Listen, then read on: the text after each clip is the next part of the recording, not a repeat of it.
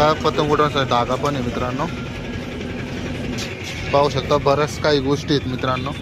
अंडे ठेवण्यासाठी कॅरेट पण मिळेल मित्रांनो तुम्हाला, मोटर पण मिळेल, मिक्सरचे सामान, घरचे सामान पण मिळेल, स्केटिंग पण मिळेल तुम्हाला. चांगल्या प्रकारचे आहे, भांडे पण आहेत मित्रांनो चांगले चांगले.